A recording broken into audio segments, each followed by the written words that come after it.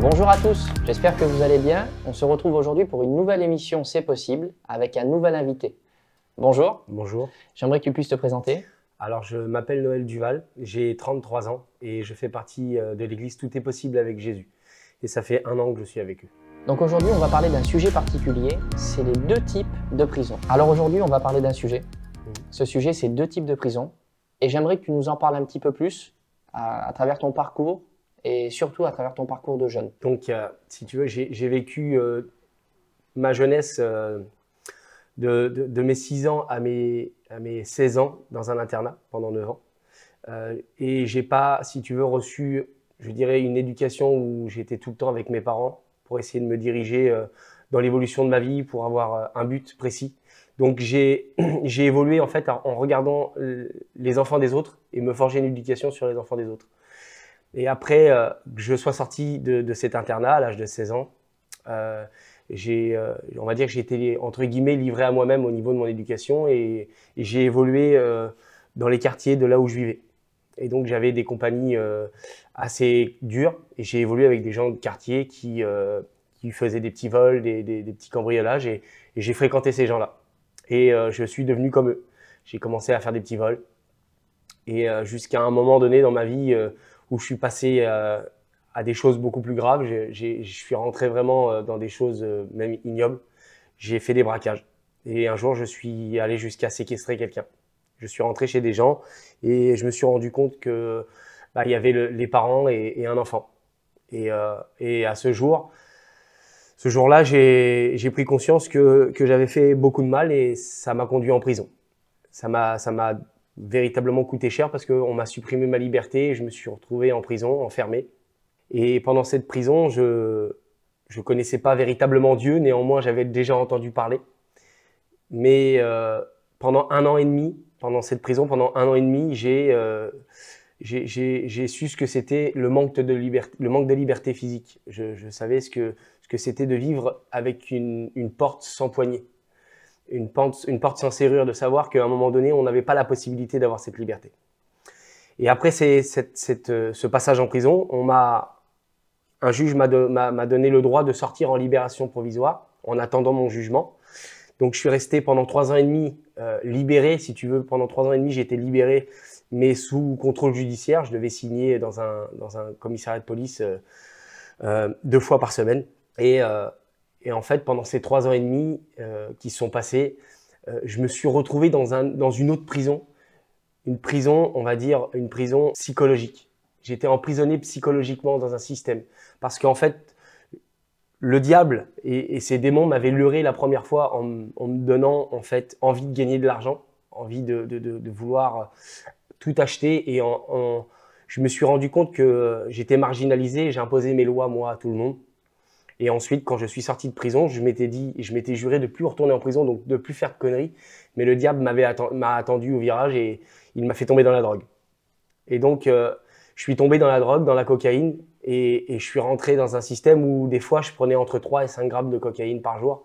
J'étais complètement un mort-vivant, une loque.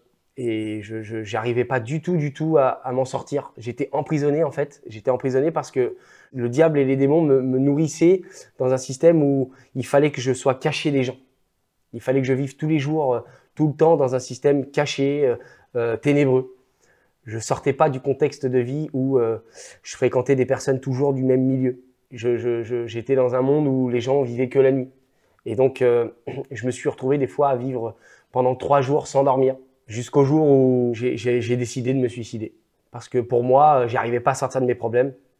Et en fait, Dieu avait un plan pour moi. Ah ouais. Dieu avait un très grand plan pour moi. Et pendant toutes ces périodes où j'ai été en prison physique, c'est-à-dire enfermé derrière des barreaux, et en prison psychologique, j'avais quand même des personnes, Dieu se servait de certaines personnes pour me passer des messages.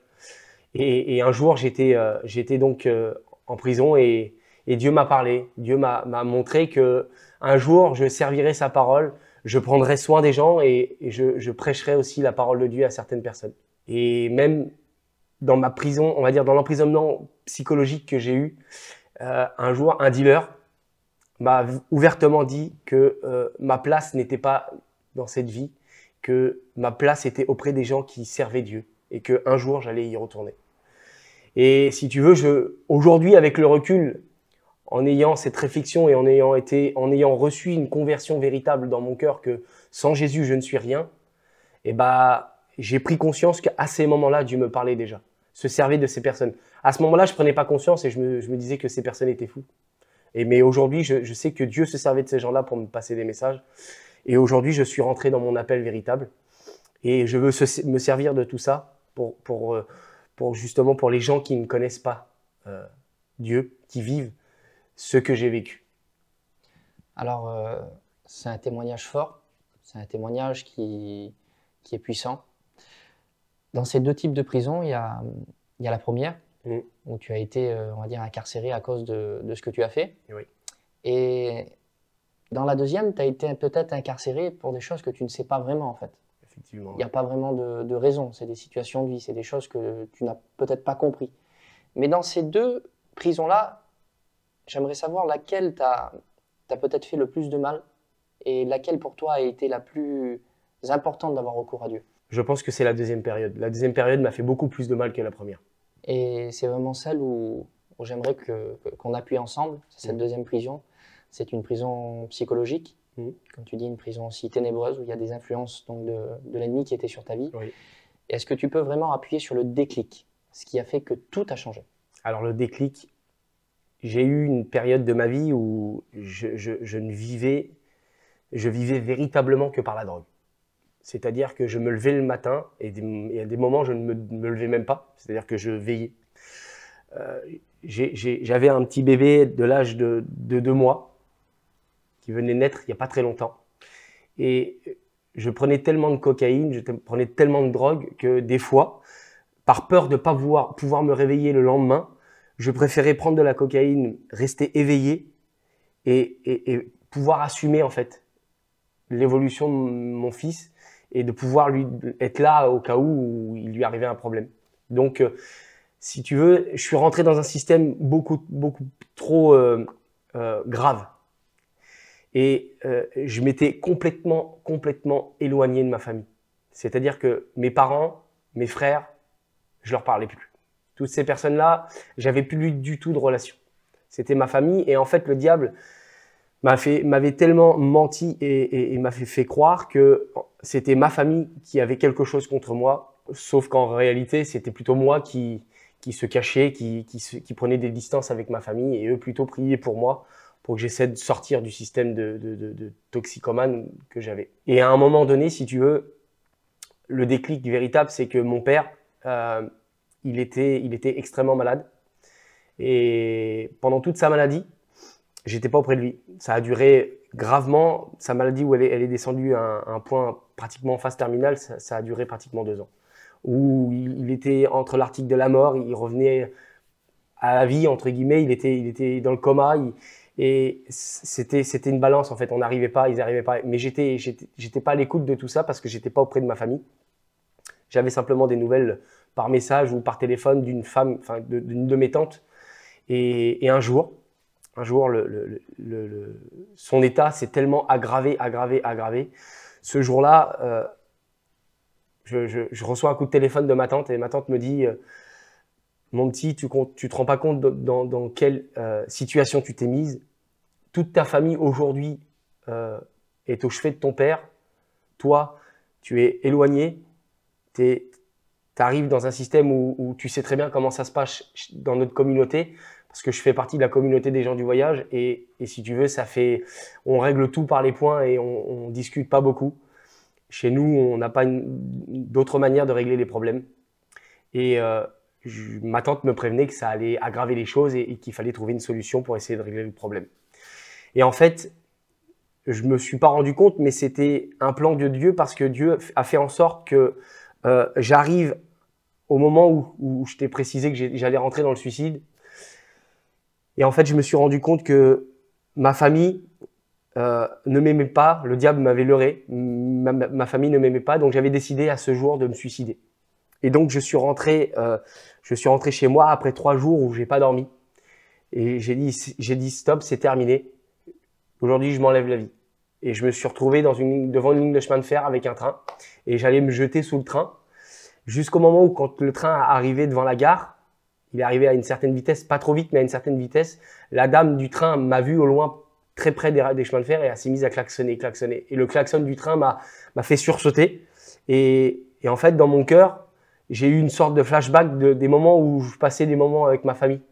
Et ces moments, le Saint-Esprit m'a fait prendre conscience qu'il fallait que je retourne vers ma famille, que je trouve en moi de l'humilité.